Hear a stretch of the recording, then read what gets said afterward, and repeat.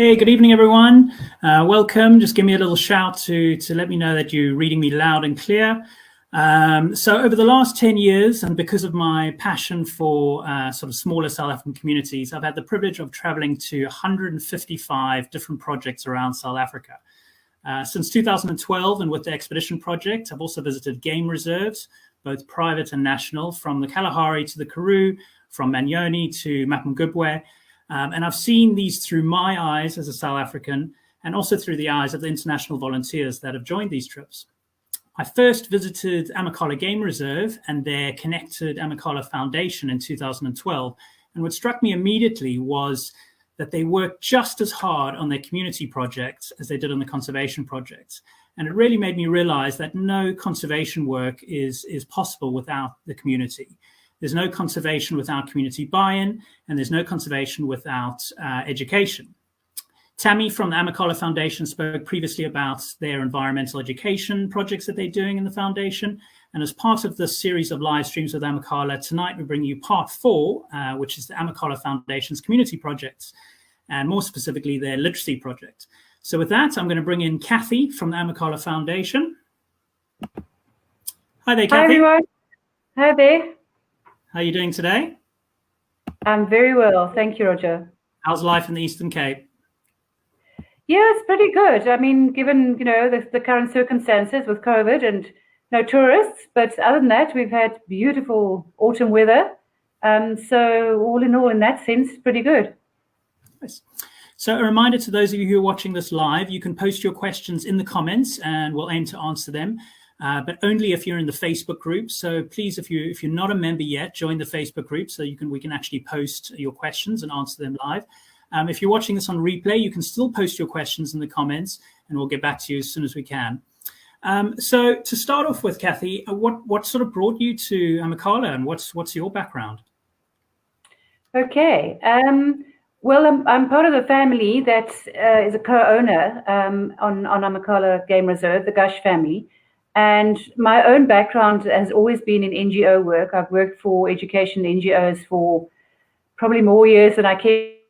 So over 30 years, first in Cape Town when we were based there, when we were first married. And then we moved to the Eastern Cape to our farm here in about 1998.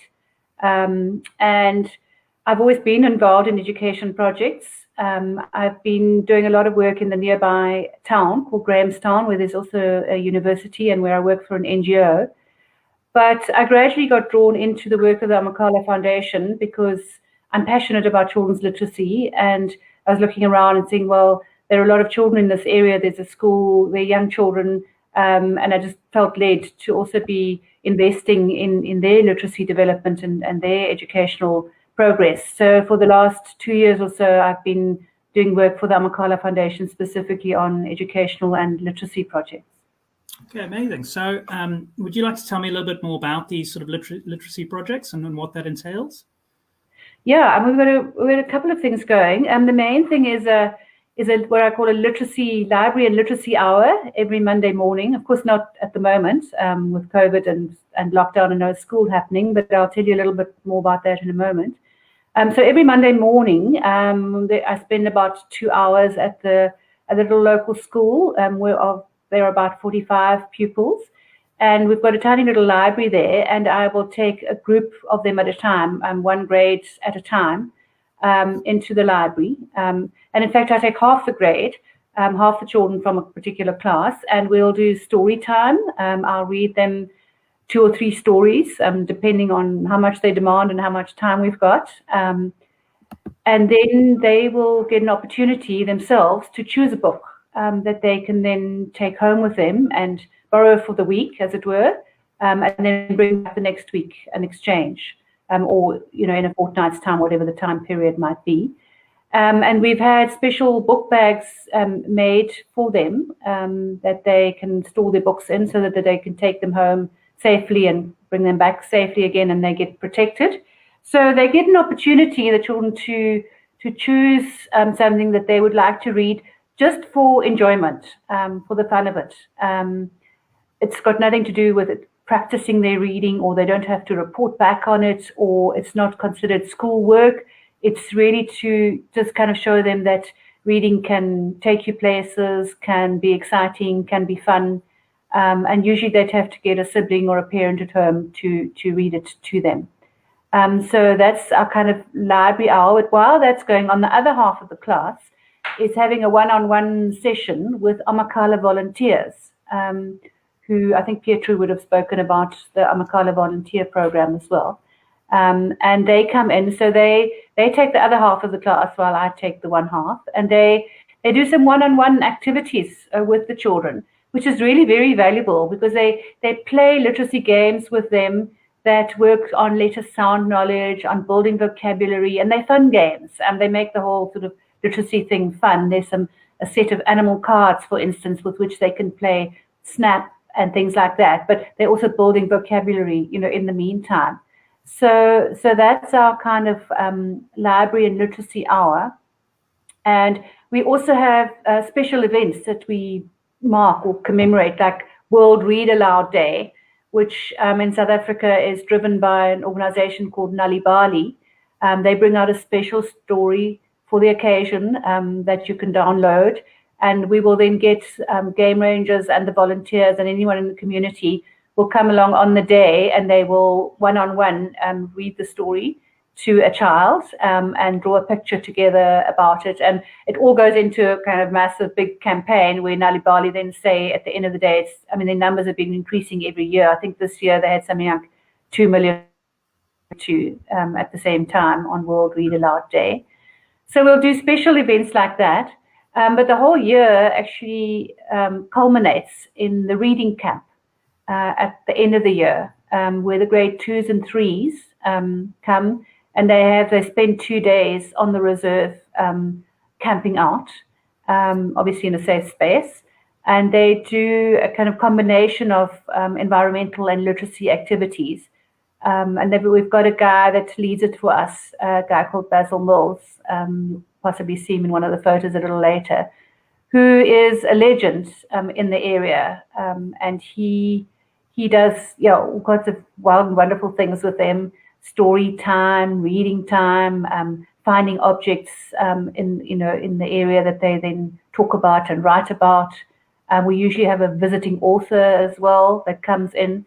So it's a kind of a day and a half jam-packed with literacy and learning activities, all of it fun. And one of the main things we're trying to do is build a culture of reading, and also just to associate reading with fun and enjoyment, to kind of go beyond the classroom experience where they get very caught up in the kind of technical process of learning to decoding and encoding and the sort of whole phonemic process, and very little whole language experience happens. So we're trying to give them that whole language experience of stories and books, as where it all comes together and where the really fun part is.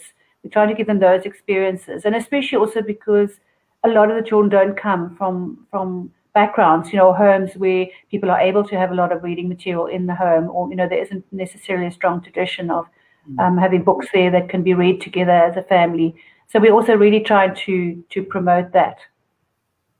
Amazing. So, the reading camp sounds incredible. Is this a photo of it them? Is. That's Basil Mills, one of a kind. And here he is. He takes them on a walk, and they have to pick up different objects, taste them, feel them, talk about them, and kind of gather them together, so that they can weave a story around that, when they get back to base, as it were. And it's really important to be giving children these kind of stimuli for writing, because writing is something that they often struggle with. It's kind of the last step, in the literacy process. And if you can kind of stimulate their imagination and their thinking and give them objects that they can think about and talk about and then write about, it helps a lot. So Tanya says the reading camps sound amazing, and she's wondering if this is actually all done in English, or there are other languages as well.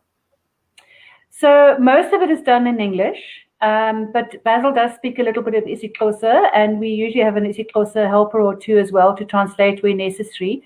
The children are schooling in English because the little local primary school is an English medium school, but their home language is isiXhosa. And we absolutely encourage them to read, talk, ask questions, etc., as much as they want to, in their home language, because we value that. We by no means want to negate their home language, but they are also reasonably comfortable in English because they're learning in English. Okay, amazing. Let's have a look at some other photos. So is this them leaving to actually go on this camp? They get fetched in this vehicle, yes, and then they also go on a game drive on the reserve during the camp. Once again, to kind of gather info and things that they can write about, but also to give them the exposure, to the reserve and to animals. And they usually we have a theme animal for the camp. So the first year, I think it was the giraffe, and this year it was the zebra. And then they will kind of focus on that animal as well and see if they can see them in their natural environment. What are some of the feelings that are sort of coming through as some of these children are presumably seeing a lot of these animals and going on a game drive for the first time? Yeah, I mean, I think it's very, very special for them because they know that they live in an area, where there are game reserves and these animals are about, but they wouldn't actually necessarily get to see them. So it really connects them with the animals, seeing them in their natural environment. I think that feeling of connectedness, of connecting with the animals in their environment is very special for them because, as I say, they know that they're kind of surrounded by the reserves, but they wouldn't necessarily see them on a day-to-day basis. Okay, so how about this? Is this right at the end of the camp?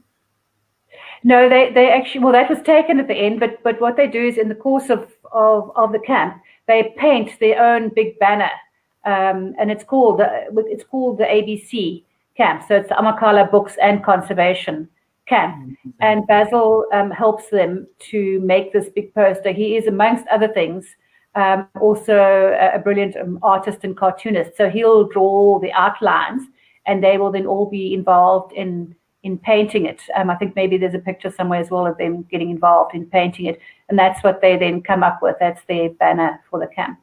And on the right, you'll see Mlumzi, who is our one of our isiXhosa assistants, dressed in quite traditional garb. Yeah, he's one of our helpers as well.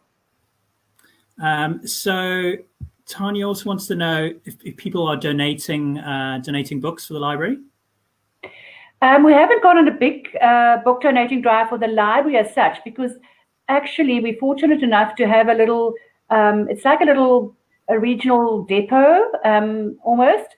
So all the books in the library are mostly from the regional library services, which is a provincial stroke government service. So we're actually fine for the library, but we have had some funds donated in the past to be able to give the children books to take home. So you can see here they're holding up a book, and it's a wonderful book called Mr. Hare Meets Mr. Mandela, and it features Nelson Mandela and a hare, and it's the most wonderful story. And it's not particularly cheap, so we did get some funding for this particular camp to be able to give the children each their own copy of this book. Oh, amazing. Okay, let me go through some more of these fantastic photos. And let's have a look. Okay, so is this them then designing their paintings? Yes. So, well, this is where he's done the outlines for them, and they're filling it in with paint. So it's a kind of group activity, and then obviously they're talking all the time because conversations are so important as well for building vocabulary. And the sort of ages of the children, what's the age range? They're sort of 8-9 years old. Yeah. Okay. So they're kind of what we would call grade 2 and 3, the ones that come on the camp. So it's their sort of second and third year of formal schooling. Okay, let's have a look. And then story time. Yeah, that was a visiting author that we had. She came and she read her own book to them. So obviously that's really special too, because they see a book and they're getting to meet the person who actually wrote the book, is there in person to read it for them, and then she signs it. She signed each one of they each got a copy, and she signed it for them as well. Amazing. Okay, let's have a look. What else? So here, this is one of the volunteers who's here. He is working. Sometimes they have one child, sometimes they have two, and you can see the cards all set out there, and they're playing a game, with the animal cards and talking about it. So he's having some one-on-ones or one-on-two time here inside the classroom, while I've got the other group in the library. And this is really, really valuable because they don't get any other opportunity to do this. I mean, it's basically just them and their teacher every day, all day. So this is kind of a departure for them, and it's a fun thing. So once again, they're learning in a fun way, and they're getting to interact with a different person, who's working with them around literacy in different ways. So that's also the real value of this. So are these volunteers from Amakhala volunteers? Are these the other people that are there? Mostly they are overseas young people that come from overseas for 2 or 3 or a couple of weeks at a time. So the turnover, it's not the same ones for the whole year. Mostly they'll be there for 2 or 3, maybe 4 weeks max, and work with the children. Then a new group will come, but they are Amakhala volunteers, yes. So it looks like the ratios are just like drastically increased all of a sudden, something like this. And from what I know about community projects that I've worked in the past, the numbers can be, really high when a teacher's trying to handle a class of 30 plus students. And then all of a sudden the injection of these sort of volunteers into the situation, it just brings those ratio numbers, straight right back down, and obviously has a huge impact, doesn't it?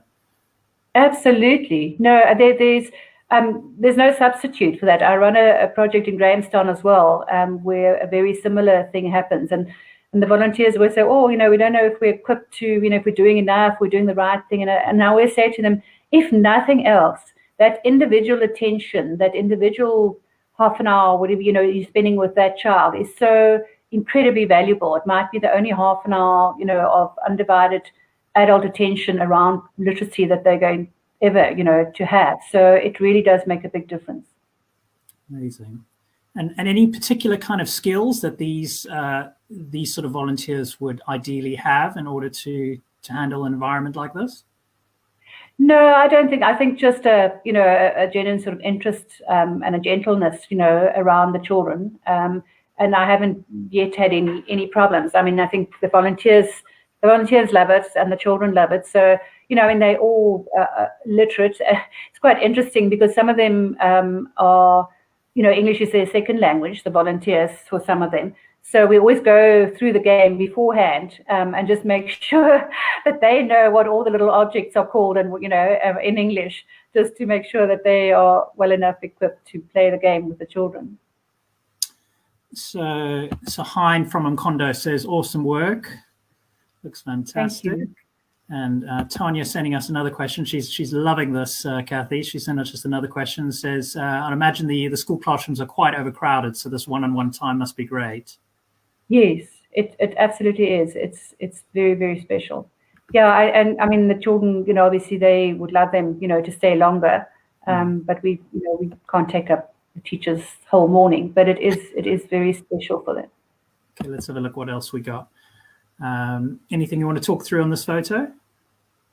So here is one of the children on reading camp, just having some solo reading time. So we really try and have a range of activities where they do group activities, they do some writing, they have interaction with Basil, where he's an absolute master storyteller, where he tells them stories around the campfire and as they're walking about. But we also then make sure that they have alone reading time as well.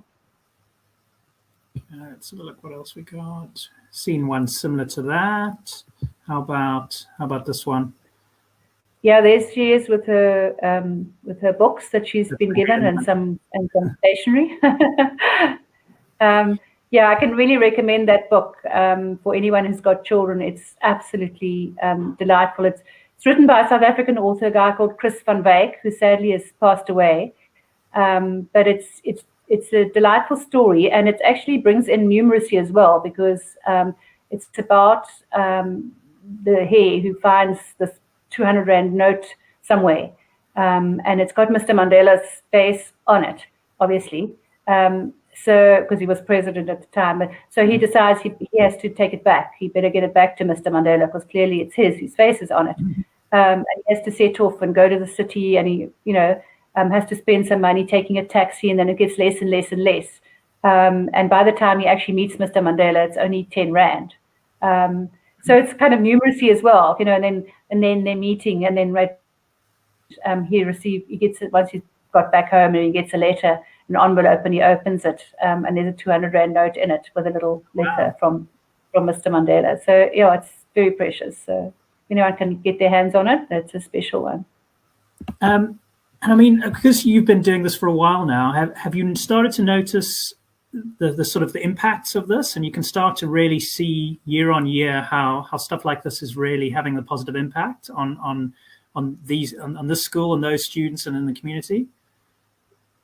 Yeah, I mean, I think so. It takes time to build this kind of thing up. You can't do a once-off thing and think the kids, that's it. The kids have got it.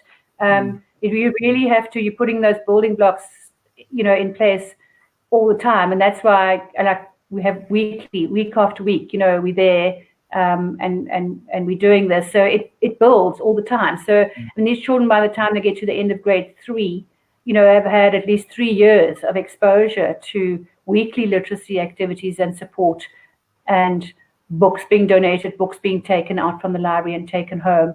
And yeah, we definitely are starting to see that. I mean, the children, if I, for some reason, have to miss a week or whatever, they're very upset. If it was the grade 2's turn, and I pitch up and I want to do the grade 1s the next week, because I'm just carrying on with the sequence, they're like, no, you have to do us as well. We can't miss out. So they really are getting, I think, really passionate as well, about books and reading, and so that exposure does begin to tell over time. And the combination of some reading and some conservation, I guess that's the ultimate kind of thing, isn't it? You're trying to encourage that crossover, get them more educated about conservation and what's going on in the surrounding areas. Yeah, no, absolutely. I mean, we could have the reading camp, just at school, outside in the grounds or somewhere else. But the value of it is that it's on the reserve, and you're incorporating the conservation issues, the animals, all of that as well. And that, a lot of the real value lies. And obviously, in the reading sessions, the story reading sessions that I have, I try and also, read relevant books and put out books about animals. I mean, there's some of them who just can't start books about animals and not, bothered about taking out storybooks. They just want to take the books, about animals. So I think, with anything, you're going to have a varied impact. But definitely, it's having a quite a deep impact on some of them. And what I forgot to mention is that there's also a little grade R class, which is like the preschool year. And I don't do story time directly with them, but I do a little selection of storybooks for their teacher once a week when I'm there on a Monday as well, and she'll read those books with them. I wanted to ask about the book bags that you give out to them. Presumably, do you do this at the start of each sort of academic year? They'll get a book bag full of some stuff. Now, do you see them coming back with their book bags, or do these sort of disappear and you never see the book bags again? No, it's a bit of both. Mostly they're very good. I mean, they pretty much last the year, at least. We do give them new ones every year, because we don't kind of expect that they're going to last longer than that. And it's a long holiday, in between when the year starts again. So yeah, they pretty much last the year. And actually what happens then at the reading camp as well is that they make like little material sort of, what did you call it? Pieces of material that they paint on with their name and an animal, and the animal, whether it's a giraffe or the zebra, whatever the animal of the camp is, and then they stick those onto their book bags, and then they can keep those. Amazing. So, got another question here, or I suppose more of a statement. Would be amazing to get funding for them once they finish school. and get an in-tech course or something small sponsored, like a nice small kickstart for life. Is there, you follow through with them after that sort of ages of 8 and 9 and everything into the teenage years to try and see what the crossover would then be? No, we do try and keep track of them, and we are supporting, a couple of them that are now, at other schools, either in sort of higher primary school or high school. So yes, we do try and do that. And we do try and identify, especially those that have shown a special interest or shown, strong inclinations, towards kind of developing academically and field, and we are trying to follow through to support them, all the way through, because it's a confined community, so it's relatively easy, to do that. So what's the next step then? What's sort of expansion side of things? Is there, have you got any long-term plans of growth around this? Yeah, I mean, a couple of things. We want to implement something called Budding Q, which is specifically for the grade R, the preschool year, which is kind of pre-literacy skills, sort of some gross and fine motor skills, which are all needed, for literacy development.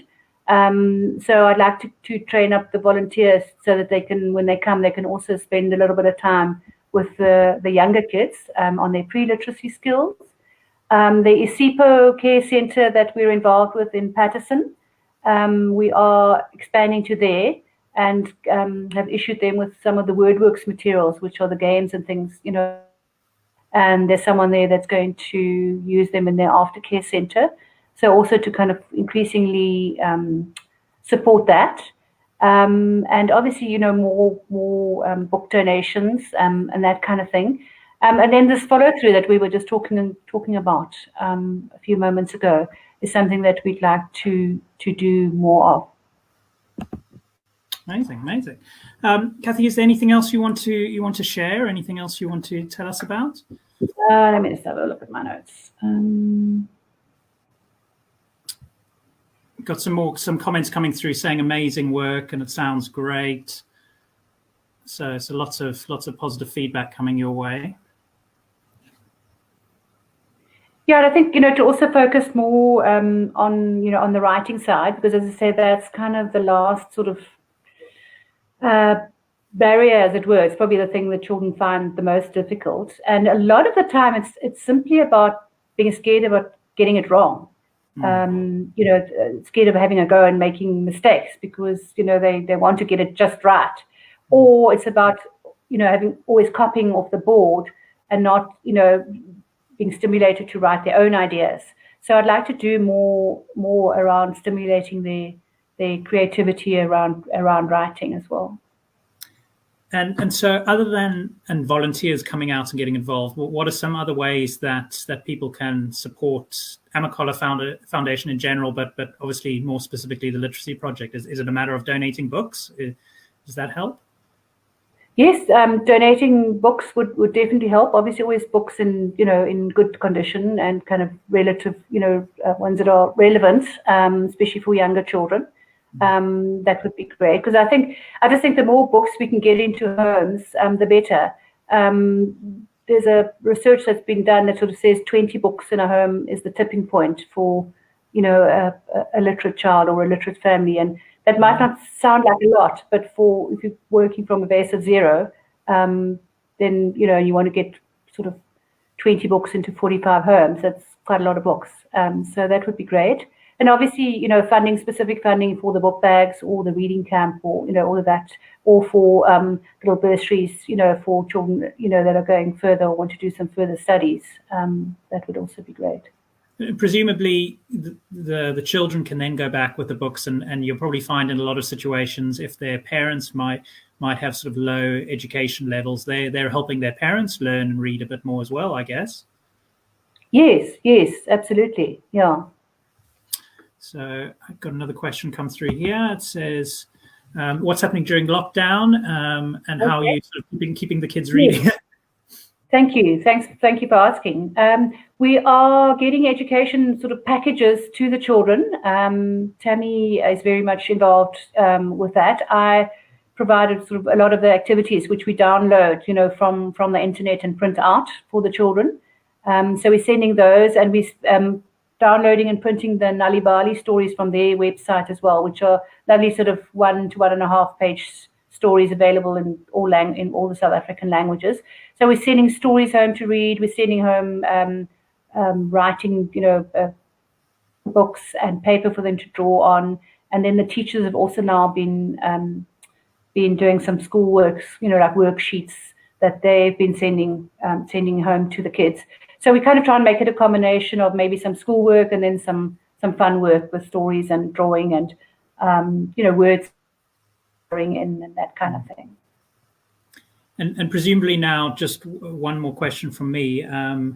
If lockdown is going to continue now, which it's sort of semi looking like it is, and tourism is going to be slow now for the next few months, have you started to think about what your strategy can be over the next few months as you can do less and less now, but I suppose gradually that can increase? Have you started to think like what if over the next few months you're not going to get that much volunteer support, or you can't get to see the students as much? Is it just a matter of continuing what you've just described now? Yeah, pretty much. We've got an educational sort of rep in each village now.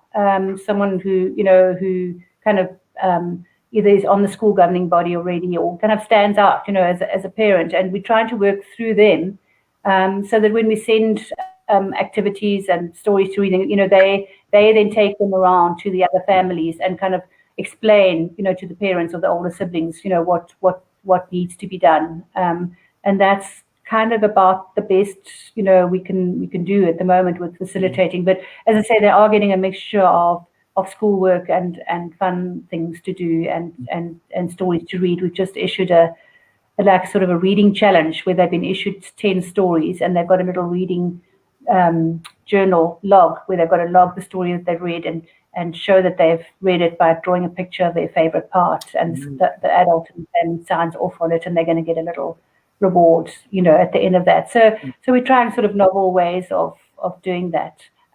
For those who are on WhatsApp, we will also be sharing stuff that's coming through from the organizations like WordWorks and Nalibali, on WhatsApp. We also share those. So we're trying to support in whatever ways we can. It really does sound fantastic. And so some of the comments that are coming through just of how important education is, not just education on its own, but education as a link to conservation. I think it's becoming more and more clear now that you can't have community projects and education projects on one side and conservation on the other. They've got to have that crossover, haven't they? Absolutely. And another one here says, fantastic projects. Children are so lucky. Good job, Kathy. I think sometimes I'm the lucky one to be able to do this. Fantastic. And then Tanya says, found this so interesting. Thank you so much. This has been brilliant, Kathy. Thank you so much. Is there anything you want to sign off with, or are you happy with everything you've covered there?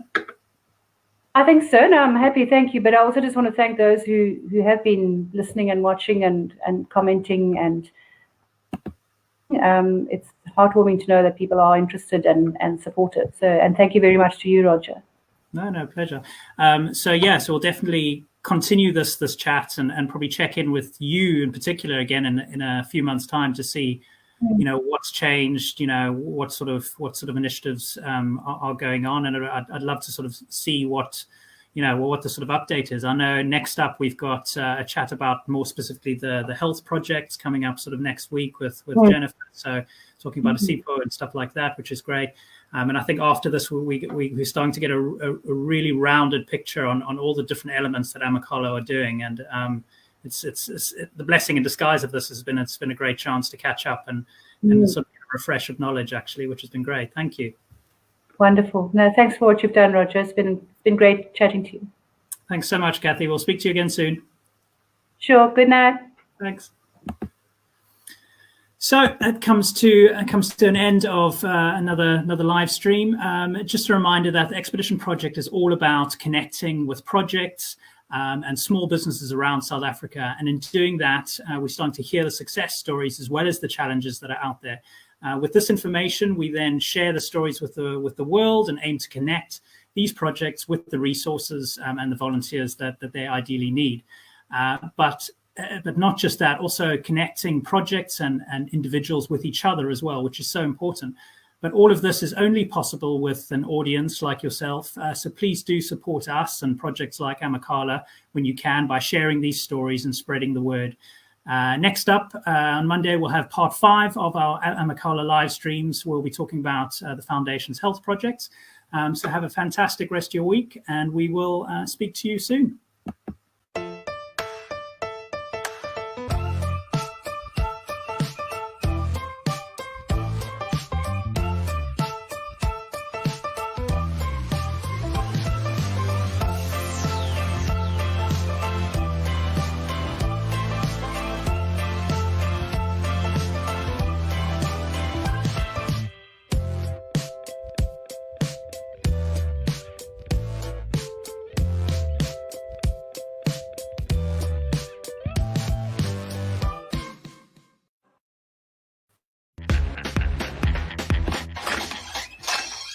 We went door to door in the community, asked people what they thought of the center, thought of where it should go in the future.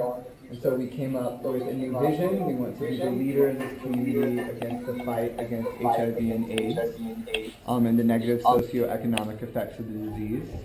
We do it through uniting, involving, and engaging the community through mobilization, organization, and empowerment.